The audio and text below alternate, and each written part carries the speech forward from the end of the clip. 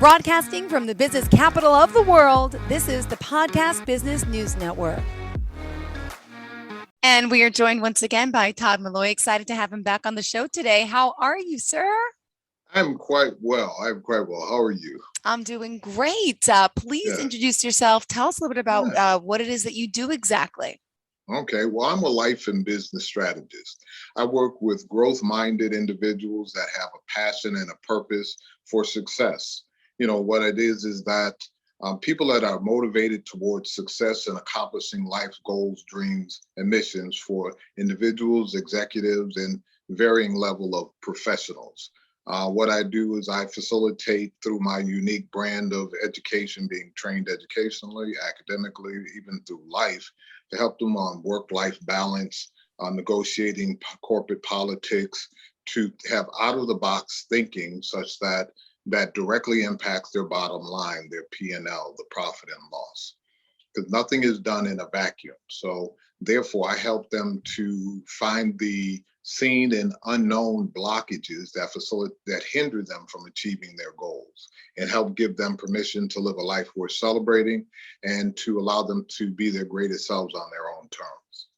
I love that you say that, right? Bringing out the greatest self and live a life worth celebrating. And that's what you're here doing today. And Yes. What did you want to discuss for today's show specifically? Well, it's really about the power of hearing your inner voice. It's about self-empowerment. Actually, too often times we're looking for solutions externally, but the actual solutions that we're looking for actually are internal. We're just the muck and mire and debris of life hinder our ability to tap into that. Because again, the best source to tell you what you want is you, internally, not externally. How does an external voice know you better than your experience, and you've lived with you your whole life?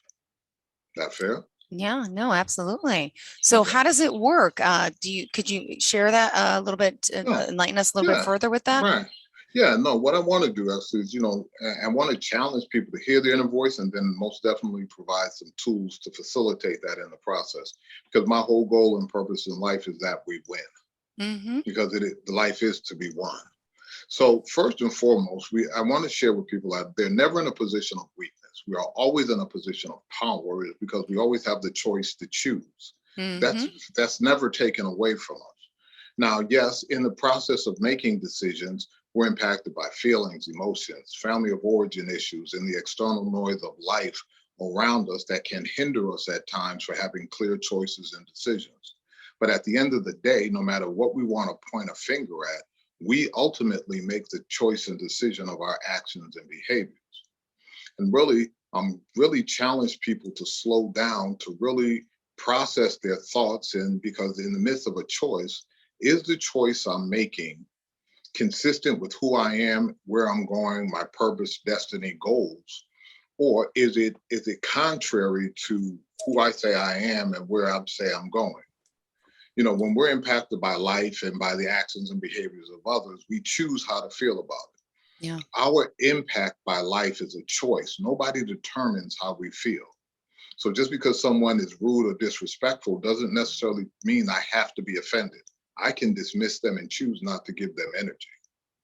Yeah. It is not required for me to fall into a trap, because the one who controls your emotions controls you. If you don't control your emotions, you're out of control, not the other person. Is that a fair statement? Absolutely is. Yeah. So, and this applies to everyone. We're all impacted by life. We all can be reactive. And with the speed of how life is moving, we tend to react more than think. My challenge to the world is really to slow down, to begin to think before we make actions and behaviors, and how consistent they are with who we are and where we're going. In the midst of our thought process, how are we sabotaging our own choices and decisions by self-criticism? How are we being negative? Because it's peculiar, odd to me. It's how many people I work with, and we tend to focus on the negative. And a client I was working with today, they're always they focus more on the negative. They can't even receive positive compliments. It's a highly successful person and an inventor and so forth, but they can't even receive compliments for things that are notably factually true based on family of origin. And how is that sabotaging, even though they've achieved a higher height? How is that negative energy causing stumbling blocks to hinder further and greater creativity? So, and again, so this is where, again, I want to challenge people. And again, as we speak and give tools, what I'd really like to do in this moment is kind of give an example of what I'm talking about, if that's fair. Is that fair? Please, absolutely. Excellent. So I'm working with a client who is a former Division I football player, a lineman for, I can't say what school, you'll probably figure him out. However, he's now a successful businessman, and he's now elevated to position of COO.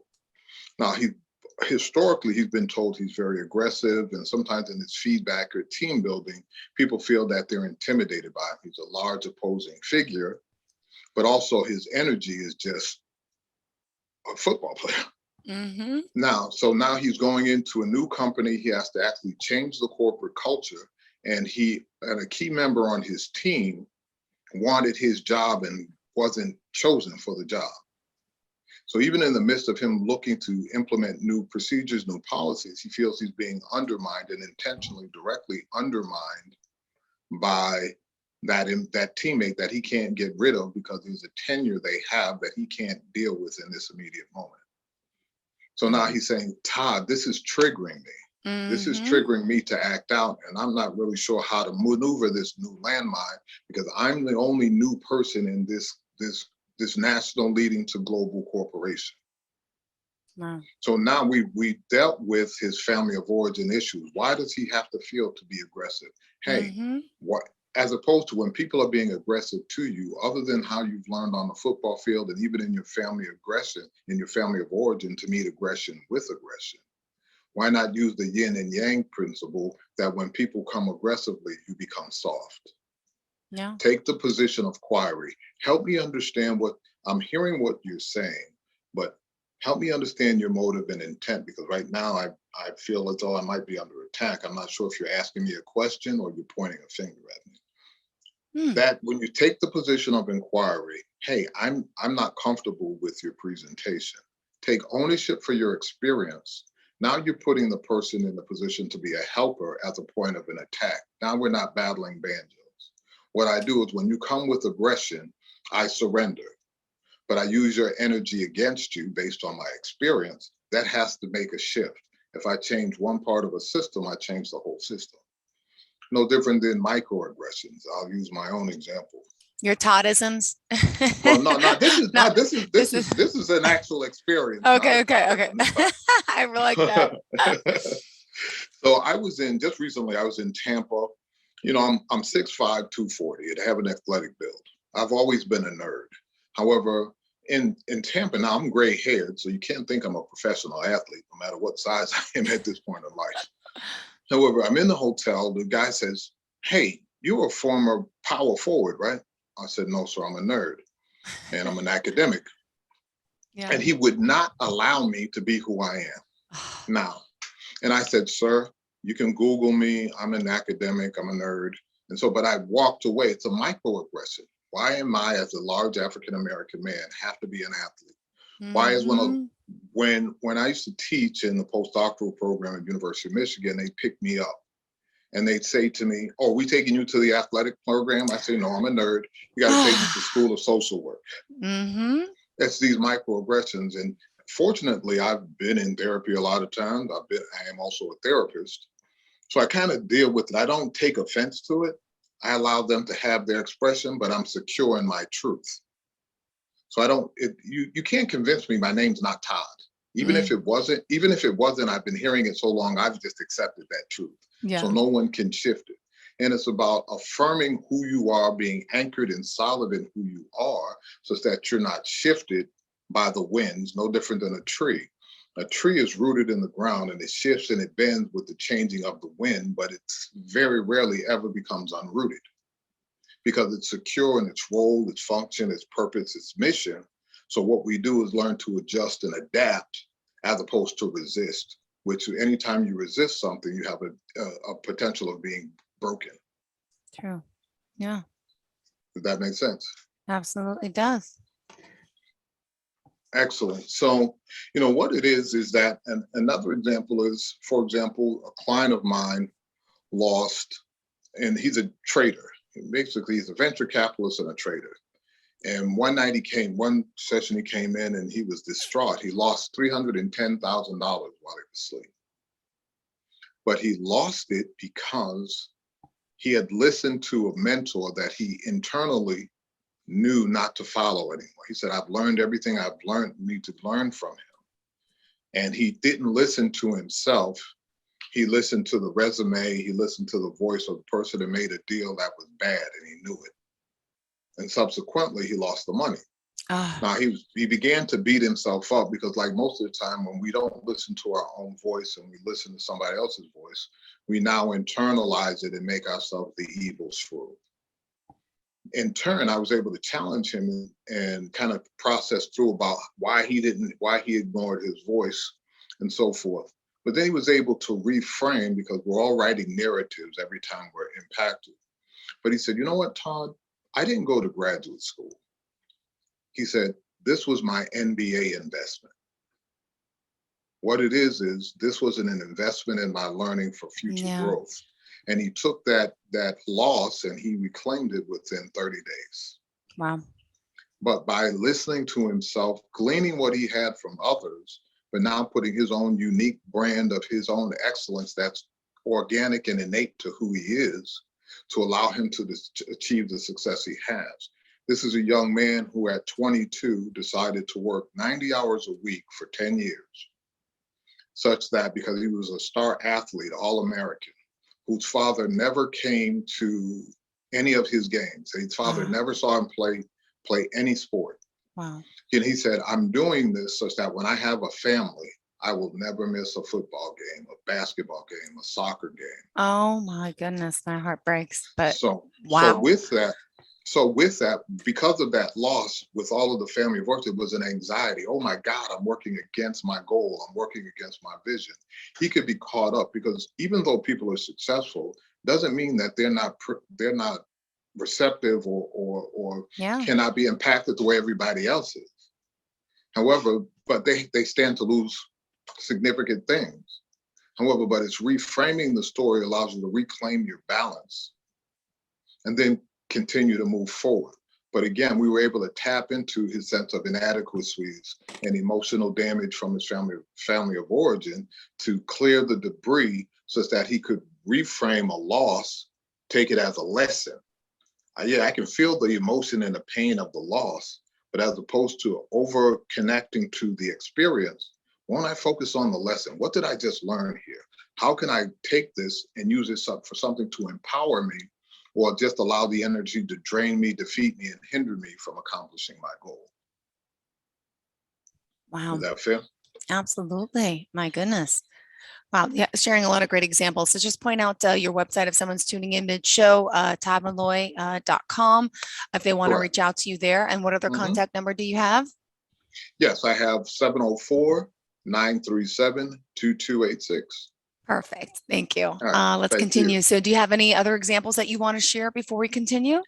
Well, not in this immediate moment. Actually, what I really like to go into is steps to challenge. All right, good. Your own thought process. Yes, please. Would love to hear them. I think it's important for everyone. Yeah, right. First is we have to be introspective. I recognize, I was told a long time ago, the biggest enemy I have is the enemy in me. But once I'm able to face it, everything else will be easy. So when I really look at my thought process, what is my thought process anchored in? And is it consistent with who I am going forward? Remember, we all start off in a weaker position. We have adult, we have child. And for the most part, theoretically, we're minions. Yeah. We're just told what to do and follow. But then we become adults. The beauty in being an adult is that we have the power to create our own experience, because now we have an autonomy and independence that we Mm-hmm. didn't have. But we don't oftentimes get the memo that life is changed and we can do it on our terms. We tend to psychologically, and this is research based, that psychologically we tend to repeat our traumas, our disappointments, our hurt of childhood origin, and we perpetuate that throughout life. Why? Because during the youth, it it became so normalized that we don't feel Mm-hmm. normal unless we're uncomfortable. No. I challenge that mindset to say, what's the underpinning of my belief system, and is it consistent with where I'm going and who I am today? So Todd Malloy started off in a single parent household, lower socioeconomic situation. And I could look at the what I didn't have and just say relegate myself to that and false perceptions, everybody's against me, whatever. Or I can say, as an adult, now that I have autonomy, the only one that limits me is me. Those preconceived notions that I had based on my ethnicity, my socioeconomic situation, and so forth, yeah, they may be statistically true, but it doesn't have to be true for me because I have the power of choice. And if I actually hear my truth inside Yeah. and actually yield to it, irrespective of the noise around me, I can now be, I can now have United States patents, of which I do. I can also now teach in a postdoctoral program at the University of Michigan, be the first person to do what I did at the University of Michigan, and so forth. Is because, again, the underpinning that I started with isn't the one that I chose as an adult, because I do have the power to choose and change. So now we have to investigate, is the And underpinning of my mindset consistent with who I am and where I'm going? And then if not, it's time to change. Because again, we respond to words, we respond to feelings more than words and environment. So for example, if I were to say, hey, it's snowing outside, say, whoa, it's snowing. Where'd the chill come from? You're in a warm room. yeah. What we do is we respond. So there are, as we get older, things that we have not reconciled from childhood. When I have a feeling, even though we watch facial expressions, we hear tones of voice. I'm big on tone of voice. As long as you're talking to me in a normal tone of voice, you can say whatever you want to say. I will be humble. But if you actually get very loud, because I come from a loud environment, that Mhm. triggers me and makes me feel I'm under attack. But unless I'm intentional about saying, hey, I'm not sure what your motive and intent is, I feel like I'm under attack, help me redefine my experience so whatever Mhm. move I make will be the next, facilitates my success long term in every arena that I'm in. Wow. Secondly, is the thought process relevant to who I am today, um, to now my goals and objectives? Now, my goals as an individual, my goals as a parent, my goals as a partner, my goals professionally, and how are they congruent and consistent? Because ultimately, I believe we should want to be one person, not one person and wears a lot of different hats, but there should be a common thread throughout all of them. So does my family life support my business life? Does my Mhm. business life support my family life? Is how I care for myself consistent to where I want to go? Last time we spoke, you mentioned you like spaghetti, but Yes. you also recognize you wouldn't have that form if you eat too much spaghetti too late Yeah. at night. So Mhm. you based on you being in the entertainment field, being on in media, there's a certain presentation you want. So you want to put those things in your life that actually complements Mhm. your internal truth and your desire. Do you have a mindset that encourages you and empowers you, or do you have a mindset that erodes you? I.e., the client I saw Yeah. this morning who's very successful. However, she comes from a Latin American country, a very patriarchal society, and as a woman, you're not supposed to. So even as she talks about her successes to her family, they say, but you're a mother, you're a wife, you shouldn't be doing those things. And then she takes it and she's recognizing how it makes her feel trapped in her own marriage, where Wow. she's hindering her success because she feels the shame and guilt associated to it. So, does your mindset empower you or erode who you are? And also in the process of thinking, I think this is one of the more important ones. Lastly, is Mhm. Are you counting yourself as a factor in your own equation of life? In your choices and decisions, how are you counting the impact that it has?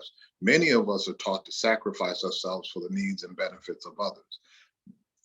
However, we have to do it strategically, not irrationally. Mm-hmm. Because even though I want to drive everybody where they want to go, at some point I have to stop and get gas. Yeah, you got to fill yourself up. A lot of us forget that, the self-care Exactly. aspect of the Yeah. vehicle, of You you, know, of us. exactly. You know, as I shared before, and we talked about it, it's a Toddism. And Toddism is be a key factor in your own equation of life. If you are not a key factor in your own equation of life, Houston, we have a problem. Because if you don't count yourself as a factor, how can anybody else? Mm-hmm. You'll feel like the human ATM machine. And ultimately, you'll bleed out and you won't accomplish your goals. Yep. In facilitating this, I challenge all of my clients to be present, learn to be present, honest, sincere in every moment. What it is that society and the world teaches us to think, to respond from here. Actually, I challenge people to respond from here. From the heart. Mm-hmm. Respond from the impact. Respond from the truth of the experience. Because remember, our brains have jaded filters based on our experiences we've had in life. So if I take a feeling and an experience, I process it through the jaded filters of my brain, my output, my words, my voice are not an accurate depiction of what it is. And I'm wondering why I'm not seen. I'm wondering now I'm not heard. I'm wondering now I'm not fully understood. Yeah. So by starting the conversation by the experience will facilitate that. Connect to, for example, Jill, I thank you for having this interview with me and you're allowing me to feel safe, secure, and appreciate that. That facilitates my success. Thank you very much. Thank Start you start for from being here. my guest here. And it goes both ways. Yes, yes. Exactly. But starting from here, that facilitates it. Now, what it is that we really have to slow down in order to speed up. We want to be quick thinking, hey, that's great. We want to be hamsters on a hamster wheel. Boom, boom, boom. That's nice. But we're missing steps when we move that fast. Then we have to clean up mess. But by slowing down, connecting to our own experience takes us off the hamster wheel that creates anxiety. And now anxiety is driving us, not our actual thought process. True. Yeah. For example, this week in my own personal life, got a lot of things going on. I own 2 businesses. My assistant told me today that she has to have cancer surgery next week, and she's a critical piece to my success. I had payroll to do. I typically don't see clients. I saw 3 clients before I got here, and I'm, oh my goodness, and I can let the anxiety sit up. But I said, you're running too fast. This is not your rhythm. This is not your pace. Slow down. No matter what's happening in life, you can only eat one bite at a time. So let me slow down, let me focus, because I recognize if I move too fast, I'll stumble. That stumbling has a rippling effect of which I have to clean up. So therefore, what it is I prioritize. What's the most significant thing in this moment? Present, honest, sincere, and being here. Yeah. Well, what's the lowest hanging fruit? Let me knock that out, then take the next bite, the next bite. Again, it goes back to the Toddism. One should slow down to speed up. You're more efficient and effective in every move. It's the tortoise and the hare. Many of us grew up on that parable of the tortoise and the hare, but that's where it comes from. Does that make sense? Yeah, I remember that. Yeah, right. I challenge people to be not to be strategic, and being present, honest, sincere in every moment allows you to be strategic and not frantic. Oh. You sound like me. The frantic side is usually me, what you were describing before. You caught yourself. I'm always on the go with the kids and the family, but it's not good to be that way. It's sucking energy out of me. I feel it. Yeah. Right, exactly. And this is because, again, I've raised a family of 4. My children are adults now. However, but raising children, forgive me, parents, but sometimes raising children is like herding cats and you're still trying to provide a quality of life for yourself and them. But having Sure. gone through it, having the therapeutic knowledge that I have facilitates successful business people, successful professional individuals such as yourself, to be able to manage that and balance that and learn how to communicate to your family about what your needs are. Remember, women, and I'm not being stereotypical, but I am to some degree, are taught by society to sacrifice. Yeah. But you also need to be fed. And many women are taught to suffer in silence, just to pleasure, not be pleasured. Mm-hmm.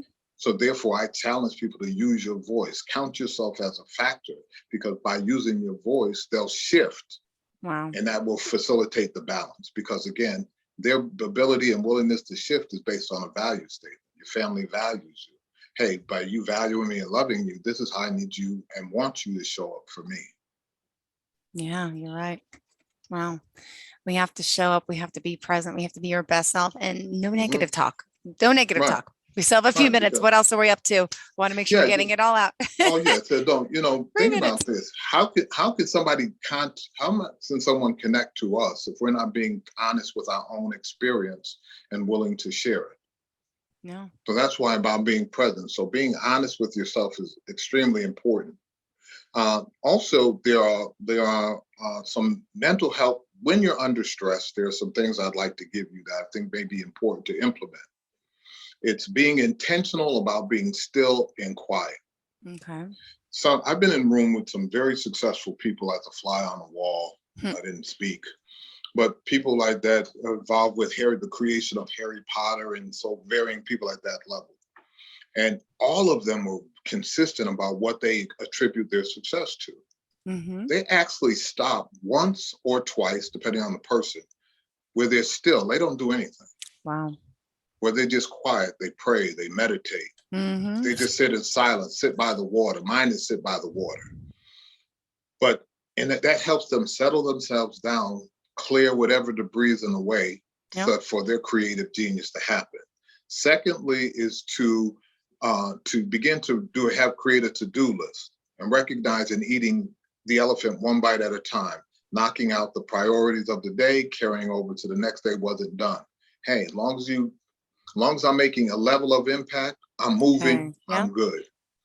Delegate actions. Thirdly, to delegate actions that are no longer your responsibility.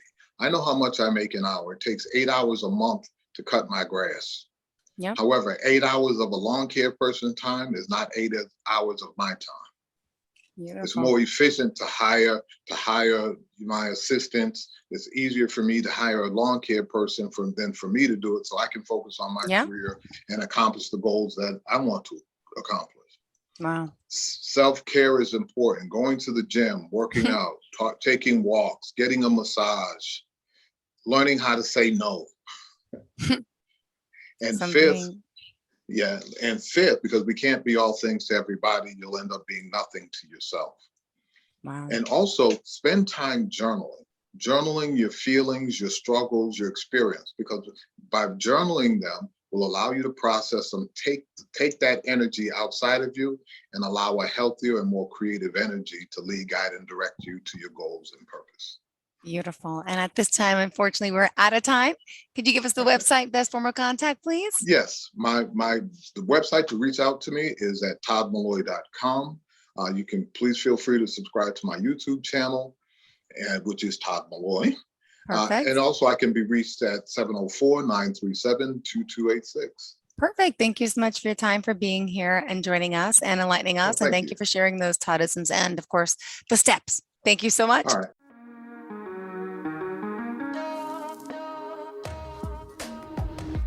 Broadcasting from the business capital of the world, this is the Podcast Business News Network. For nearly 2,000 severely injured veterans, everyday life has become filled with barriers. Day-to-day simple tasks can become pretty daunting. I have to carry my chair up 2 flights of steps or have somebody do it for me. What scares me the most is just the falling. When I'm struggling with my house, I think, to have that one great barrier just knocked down, I mean, it's crucial. Home for Our Troops is a wonderful nonprofit that builds a mortgage-free, fully adaptive, handicap-accessible house. And there's no catch. It'll be our very first home. that we've ever owned. This is a game changer. This is where your life begins again. We need you to join us in completing this important mission. Please visit hfotusa.org and help build homes and rebuild lives. Because of you, everything's going to be okay.